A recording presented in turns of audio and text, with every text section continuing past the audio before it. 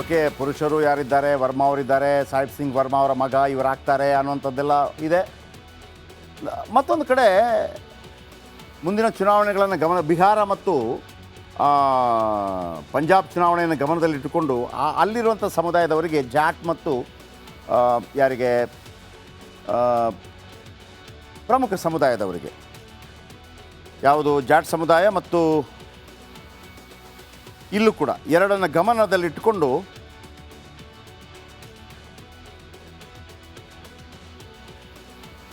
ಈಗ ಮುಖ್ಯಮಂತ್ರಿ ಮತ್ತು 2 ಉಪಮುಖ್ಯಮಂತ್ರಿ ಮಾಡ್ತಾರೆ, ಜೊತೆಗೆ ಮಹಿಳಾ ಮುಖ್ಯಮಂತ್ರಿ. ಯಾಕಂದರೆ ಮಹಿಳಾ ಮುಖ್ಯಮಂತ್ರಿಯಲ್ಲಿ 43% ಮಹಿಳಾ ಮತದಾರರಿದ್ದಾರೆ. ಸೊ ಹಾಗಾಗಿ ಒಂದು ಐಡಿಯಾ ಓಡ್ತಾ ಇರ್ಬೋದು. ದೆಹಲಿಯಲ್ಲಿ 43% ಮಹಿಳಾ ಮತದಾರರಿದ್ದಾರೆ. ಓಕೆ, ಹಾಗಿದ್ರೆ ಮುಖ್ಯಮಂತ್ರಿ ಯಾರನ್ನು ಮಾಡ್ಬೋದು? ಶಾಲಿಮಾರ್ ಬಾಗ್ನಲ್ಲಿ ಗೆದ್ದಿರೋ ರೇಖಾ ಗುಪ್ತಾ ಅನ್ನುವಂಥ ಹೆಣ್ಣುಮಗಳಿದ್ದಾರೆ. ಇವರು ಗೆದ್ದಿರೋದು ಕೂಡ ಎಷ್ಟು ಗೊತ್ತಾ? ಬರೋಬ್ಬರಿ 29,595 ಮತಗಳ ಅಂತರದಿಂದ ಗೆದ್ದಿದ್ರು. ನೀವು ನೋಡಿ, ಡೆಲ್ಲಿಯಲ್ಲಿ ಗೆಲ್ಲೋದೆಲ್ಲ 4,000 5,000 ಸಣ್ಣ ಕ್ಷೇತ್ರಗಳದೆಲ್ಲ. ಈ ತಾಯಿ ಬನಿಯಾ ಸಮುದಾಯಕ್ಕೆ ಸೇರಿದ್ದಾರೆ. ರೇಖಾ ಬನಿಯಾ ಸಮುದಾಯ ಕೆಲವು ಕಡೆ ವರ್ಕೌಟ್ ಆಗುತ್ತೆ ಪಂಜಾಬ್ನಲ್ಲಿ. ಕೇಜ್ರಿವಾಲ್ ಕೂಡ ಬನಿಯಾ ಸಮುದಾಯದವರು. ಇನ್ನು BJP ಮಹಿಳಾ ಶಾಖೆಯ ರಾಷ್ಟ್ರೀಯ ಉಪಾಧ್ಯಕ್ಷರಿವರು. ABVP RSS ಜೊತೆ ಒಳ್ಳೆಯ ನಿಕಟ ಸಂಬಂಧ ಇದೆ. ಹಾಗಾಗಿ ರೇಖಾ ಗುಪ್ತಾ ಮುಖ್ಯಮಂತ್ರಿ ಆಗುವಂಥ ಸಾಧ್ಯತೆ ಅಲ್ಲಗಳೆಯುವಂಗಿಲ್ಲ. ಇನ್ನೊಬ್ಬರ ಹೆಸರು ಹೇಳ್ತೀನಿ ಕೇಳಿ, Shikha Roy. Second option, Greater Kailash ಕ್ಷೇತ್ರದಿಂದ ಗೆದ್ದಿದ್ದಾರೆ. ಸೌರಭ್ ಭಾರದ್ವಾಜ್ ವಿರುದ್ಧ ಶಿಖಾಗೆ ಗೆಲುವು. ಸೌರಭ್ ಭಾರದ್ವಾಜ್ ಗೊತ್ತಲ್ಲ, ಭಾಳ ಫೇಮಸ್. ಅವರನ್ನು ಸೋಲಿಸಿದ್ದಾರೆ. ರಾಜಕೀಯಕ್ಕೆ ಬರೋ ಮುನ್ನ ವಕೀಲೆ ಆಗಿದ್ದರು ಶಿಖಾ ರಾಯ್. ಇವರು ಕೂಡ 2ನೇ ಆಪ್ಷನ್. 3ನೇ ಆಪ್ಷನ್ ಪೂನಂ ಶರ್ಮಾ. ವಜೀರ್ಪುರ ಕ್ಷೇತ್ರದಲ್ಲಿ ಗೆದ್ದಿದ್ದಾರೆ ಪೂನಂ ಶರ್ಮಾ. 4ನೇ ಆಪ್ಷನ್ ನೀಲಂ ಪಹಲ್ವಾನ್. ನವಾಜ್ ಗಢದಲ್ಲಿ 29,000 ಮತಗಳಿಂದ ಗೆದ್ದಿದ್ದಾರೆ. 1 ಲಕ್ಷಕ್ಕೂ ಹೆಚ್ಚು ಮತ ಪಡೆದಿದ್ದ ನೀಲಂ ಪಹಲ್ವಾನ್. ಸೊ 4 ಆಪ್ಷನ್ಸ್ಗಳಿದೆ. ಯಾರಾದರೂ ಒಬ್ಬ ಮಹಿಳಾ ಮುಖ್ಯಮಂತ್ರಿಯನ್ನು ಮಾಡಿ, 2 ಉಪಮುಖ್ಯಮಂತ್ರಿಗಳನ್ನು ಮಾಡಿ ಪಂಜಾಬ್ ಮತ್ತು ಬಿಹಾರದ ಮೇಲೆ ಕಣ್ಣಿಟ್ಟಿದ್ದಾರಂತೆ. ಇದೆಲ್ಲವೂ ನರೇಂದ್ರ ಮೋದಿಯವರು ಫಾರಿನ್ ಟೂರಿಂದ ಬಂದ ನಂತರ ಆಗುವಂಥದ್ದು.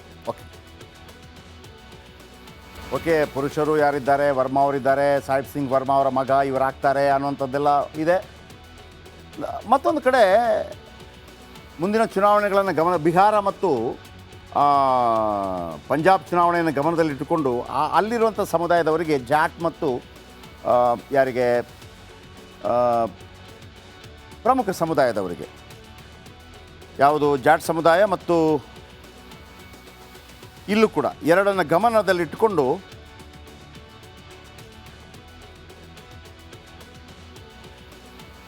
ಈಗ ಮುಖ್ಯಮಂತ್ರಿ ಮತ್ತು 2 ಉಪಮುಖ್ಯಮಂತ್ರಿ ಮಾಡ್ತಾರೆ, ಜೊತೆಗೆ ಮಹಿಳಾ ಮುಖ್ಯಮಂತ್ರಿ. ಯಾಕಂದರೆ ಮಹಿಳಾ ಮುಖ್ಯಮಂತ್ರಿಯಲ್ಲಿ 43% ಮಹಿಳಾ ಮತದಾರರಿದ್ದಾರೆ. ಸೊ ಹಾಗಾಗಿ ಒಂದು ಐಡಿಯಾ ಓಡ್ತಾ ಇರ್ಬೋದು. ದೆಹಲಿಯಲ್ಲಿ 43% ಮಹಿಳಾ ಮತದಾರರಿದ್ದಾರೆ. ಓಕೆ, ಹಾಗಿದ್ರೆ ಮುಖ್ಯಮಂತ್ರಿ ಯಾರನ್ನು ಮಾಡ್ಬೋದು? ಶಾಲಿಮಾರ್ ಬಾಗ್ನಲ್ಲಿ ಗೆದ್ದಿರೋ ರೇಖಾ ಗುಪ್ತಾ ಅನ್ನುವಂಥ ಹೆಣ್ಣುಮಗಳಿದ್ದಾರೆ. ಇವರು ಗೆದ್ದಿರೋದು ಕೂಡ ಎಷ್ಟು ಗೊತ್ತಾ? ಬರೋಬ್ಬರಿ 29,595 ಮತಗಳ ಅಂತರದಿಂದ ಗೆದ್ದಿದ್ರು. ನೀವು ನೋಡಿ, ಡೆಲ್ಲಿಯಲ್ಲಿ ಗೆಲ್ಲೋದೆಲ್ಲ 4,000 5,000 ಸಣ್ಣ ಕ್ಷೇತ್ರಗಳದೆಲ್ಲ. ಈ ತಾಯಿ ಬನಿಯಾ ಸಮುದಾಯಕ್ಕೆ ಸೇರಿದ್ದಾರೆ. ರೇಖಾ ಬನಿಯಾ ಸಮುದಾಯ ಕೆಲವು ಕಡೆ ವರ್ಕೌಟ್ ಆಗುತ್ತೆ ಪಂಜಾಬ್ನಲ್ಲಿ. ಕೇಜ್ರಿವಾಲ್ ಕೂಡ ಬನಿಯಾ ಸಮುದಾಯದವರು. ಇನ್ನು BJP ಮಹಿಳಾ ಶಾಖೆಯ ರಾಷ್ಟ್ರೀಯ ಉಪಾಧ್ಯಕ್ಷರಿವರು. ABVP RSS ಜೊತೆ ಒಳ್ಳೆಯ ನಿಕಟ ಸಂಬಂಧ ಇದೆ. ಹಾಗಾಗಿ ರೇಖಾ ಗುಪ್ತಾ ಮುಖ್ಯಮಂತ್ರಿ ಆಗುವಂಥ ಸಾಧ್ಯತೆ ಅಲ್ಲಗಳೆಯುವಂಗಿಲ್ಲ. ಇನ್ನೊಬ್ಬರ ಹೆಸರು ಹೇಳ್ತೀನಿ ಕೇಳಿ, ಶಿಖಾ ರಾಯ್.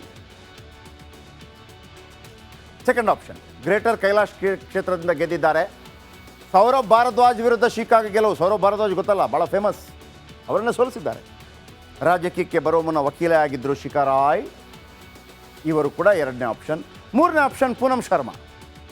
ವಜೀರ್ಪುರ ಕ್ಷೇತ್ರದಲ್ಲಿ ಗೆದ್ದಿದ್ದಾರೆ ಪೂನಂ ಶರ್ಮಾ. 4ನೇ ಆಪ್ಷನ್ ನೀಲಂ ಪಹಲ್ವಾನ್. ನವಾಜ್ ಗಢದಲ್ಲಿ 29,000 ಮತಗಳಿಂದ ಗೆದ್ದಿದ್ದಾರೆ. 1 ಲಕ್ಷಕ್ಕೂ ಹೆಚ್ಚು ಮತ ಪಡೆದಿದ್ದ ನೀಲಂ ಪಹಲ್ವಾನ್. ಸೊ 4 ಆಪ್ಷನ್ಸ್ಗಳಿದೆ. ಯಾರಾದರೂ ಒಬ್ಬ ಮಹಿಳಾ ಮುಖ್ಯಮಂತ್ರಿಯನ್ನು ಮಾಡಿ, 2 ಉಪಮುಖ್ಯಮಂತ್ರಿಗಳನ್ನು ಮಾಡಿ ಪಂಜಾಬ್ ಮತ್ತು ಬಿಹಾರದ ಮೇಲೆ ಕಣ್ಣಿಟ್ಟಿದ್ದಾರಂತೆ. ಇದೆಲ್ಲವೂ ನರೇಂದ್ರ ಮೋದಿಯವರು ಫಾರಿನ್ ಟೂರಿಂದ ಬಂದ ನಂತರ ಆಗುವಂಥದ್ದು. ಓಕೆ. ಓಕೆ, ಪುರುಷರು ಯಾರಿದ್ದಾರೆ, ವರ್ಮಾ ಅವರಿದ್ದಾರೆ, ಸಾಹಿಬ್ ಸಿಂಗ್ ವರ್ಮಾ ಅವರ ಮಗ ಇವರಾಗ್ತಾರೆ ಅನ್ನುವಂಥದ್ದೆಲ್ಲ ಇದೆ. ಮತ್ತೊಂದು ಕಡೆ ಮುಂದಿನ ಚುನಾವಣೆಗಳನ್ನು ಬಿಹಾರ ಮತ್ತು ಪಂಜಾಬ್ ಚುನಾವಣೆಯನ್ನು ಗಮನದಲ್ಲಿಟ್ಟುಕೊಂಡು ಅಲ್ಲಿರುವಂಥ ಸಮುದಾಯದವರಿಗೆ ಜಾಟ್ ಮತ್ತು ಯಾರಿಗೆ ಪ್ರಮುಖ ಸಮುದಾಯದವರಿಗೆ ಯಾವುದು ಜಾಟ್ ಸಮುದಾಯ ಮತ್ತು ಇಲ್ಲೂ ಕೂಡ ಎರಡನ್ನು ಗಮನದಲ್ಲಿಟ್ಟುಕೊಂಡು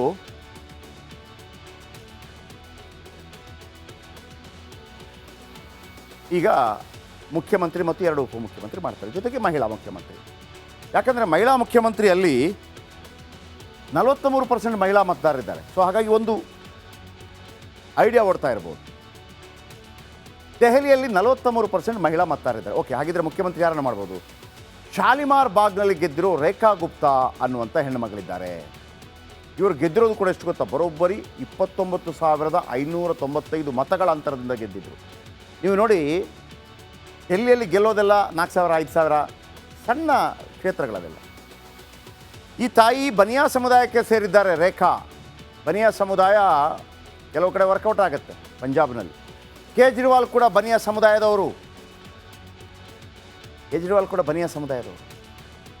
ಇನ್ನು BJP ಮಹಿಳಾ ಶಾಖೆಯ ರಾಷ್ಟ್ರೀಯ ಉಪಾಧ್ಯಕ್ಷರಿವರು.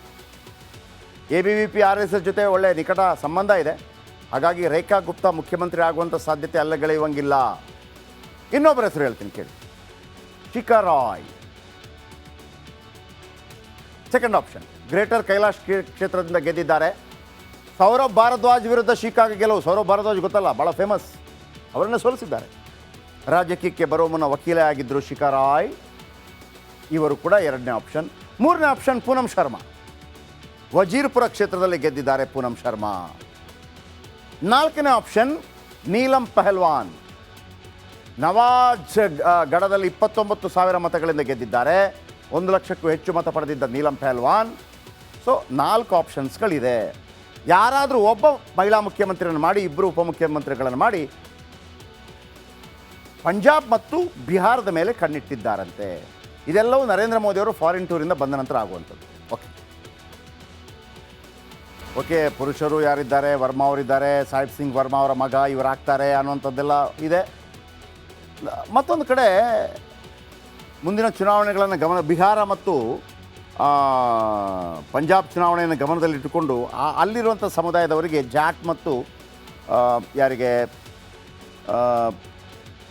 ಪ್ರಮುಖ ಸಮುದಾಯದವರಿಗೆ ಯಾವುದು ಜಾಟ್ ಸಮುದಾಯ ಮತ್ತು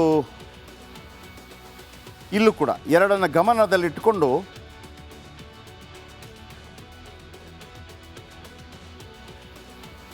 ಈಗ ಮುಖ್ಯಮಂತ್ರಿ ಮತ್ತು 2 ಉಪಮುಖ್ಯಮಂತ್ರಿ ಮಾಡ್ತಾರೆ, ಜೊತೆಗೆ ಮಹಿಳಾ ಮುಖ್ಯಮಂತ್ರಿ. ಯಾಕಂದರೆ ಮಹಿಳಾ ಮುಖ್ಯಮಂತ್ರಿಯಲ್ಲಿ 43% ಮಹಿಳಾ ಮತದಾರರಿದ್ದಾರೆ. ಸೊ ಹಾಗಾಗಿ ಒಂದು ಐಡಿಯಾ ಓಡ್ತಾ ಇರ್ಬೋದು. ದೆಹಲಿಯಲ್ಲಿ 43% ಮಹಿಳಾ ಮತದಾರರಿದ್ದಾರೆ. ಓಕೆ, ಹಾಗಿದ್ರೆ ಮುಖ್ಯಮಂತ್ರಿ ಯಾರನ್ನು ಮಾಡ್ಬೋದು? ಶಾಲಿಮಾರ್ ಬಾಗ್ನಲ್ಲಿ ಗೆದ್ದಿರೋ ರೇಖಾ ಗುಪ್ತಾ ಅನ್ನುವಂಥ ಹೆಣ್ಣುಮಗಳಿದ್ದಾರೆ. ಇವರು ಗೆದ್ದಿರೋದು ಕೂಡ ಎಷ್ಟು ಗೊತ್ತಾ? ಬರೋಬ್ಬರಿ 29,595 ಮತಗಳ ಅಂತರದಿಂದ ಗೆದ್ದಿದ್ರು. ನೀವು ನೋಡಿ, ಡೆಲ್ಲಿಯಲ್ಲಿ ಗೆಲ್ಲೋದೆಲ್ಲ 4,000 5,000 ಸಣ್ಣ ಕ್ಷೇತ್ರಗಳದೆಲ್ಲ. ಈ ತಾಯಿ ಬನಿಯಾ ಸಮುದಾಯಕ್ಕೆ ಸೇರಿದ್ದಾರೆ. ರೇಖಾ ಬನಿಯಾ ಸಮುದಾಯ ಕೆಲವು ಕಡೆ ವರ್ಕೌಟ್ ಆಗುತ್ತೆ ಪಂಜಾಬ್ನಲ್ಲಿ. ಕೇಜ್ರಿವಾಲ್ ಕೂಡ ಬನಿಯಾ ಸಮುದಾಯದವರು. ಇನ್ನು BJP ಮಹಿಳಾ ಶಾಖೆಯ ರಾಷ್ಟ್ರೀಯ ಉಪಾಧ್ಯಕ್ಷರಿವರು. ABVP RSS ಜೊತೆ ಒಳ್ಳೆಯ ನಿಕಟ ಸಂಬಂಧ ಇದೆ. ಹಾಗಾಗಿ ರೇಖಾ ಗುಪ್ತಾ ಮುಖ್ಯಮಂತ್ರಿ ಆಗುವಂಥ ಸಾಧ್ಯತೆ ಅಲ್ಲಗಳೆಯುವಂಗಿಲ್ಲ. ಇನ್ನೊಬ್ಬರ ಹೆಸರು ಹೇಳ್ತೀನಿ ಕೇಳಿ, Shikha Roy. Second option, Greater Kailash ಕ್ಷೇತ್ರದಿಂದ ಗೆದ್ದಿದ್ದಾರೆ. ಸೌರಭ್ ಭಾರದ್ವಾಜ್ ವಿರುದ್ಧ ಶಿಖಾಗೆ ಗೆಲುವು. ಸೌರಭ್ ಭಾರದ್ವಾಜ್ ಗೊತ್ತಲ್ಲ, ಭಾಳ ಫೇಮಸ್. ಅವರನ್ನು ಸೋಲಿಸಿದ್ದಾರೆ. ರಾಜಕೀಯಕ್ಕೆ ಬರುವ ಮುನ್ನ ವಕೀಲೆ ಆಗಿದ್ದರು ಶಿಖಾ ರಾಯ್. ಇವರು ಕೂಡ 2ನೇ ಆಪ್ಷನ್. 3ನೇ ಆಪ್ಷನ್ ಪೂನಂ ಶರ್ಮಾ. ವಜೀರ್ಪುರ ಕ್ಷೇತ್ರದಲ್ಲಿ ಗೆದ್ದಿದ್ದಾರೆ ಪೂನಂ ಶರ್ಮಾ. 4ನೇ ಆಪ್ಷನ್ ನೀಲಂ ಪಹಲ್ವಾನ್. ನವಾಜ್ ಗಢದಲ್ಲಿ 29,000 ಮತಗಳಿಂದ ಗೆದ್ದಿದ್ದಾರೆ. 1 ಲಕ್ಷಕ್ಕೂ ಹೆಚ್ಚು ಮತ ಪಡೆದಿದ್ದ ನೀಲಂ ಪಹಲ್ವಾನ್. ಸೊ 4 ಆಪ್ಷನ್ಸ್ಗಳಿದೆ. ಯಾರಾದರೂ ಒಬ್ಬ ಮಹಿಳಾ ಮುಖ್ಯಮಂತ್ರಿಯನ್ನು ಮಾಡಿ, 2 ಉಪಮುಖ್ಯಮಂತ್ರಿಗಳನ್ನು ಮಾಡಿ ಪಂಜಾಬ್ ಮತ್ತು ಬಿಹಾರದ ಮೇಲೆ ಕಣ್ಣಿಟ್ಟಿದ್ದಾರಂತೆ. ಇದೆಲ್ಲವೂ ನರೇಂದ್ರ ಮೋದಿಯವರು ಫಾರಿನ್ ಟೂರಿಂದ ಬಂದ ನಂತರ ಆಗುವಂಥದ್ದು.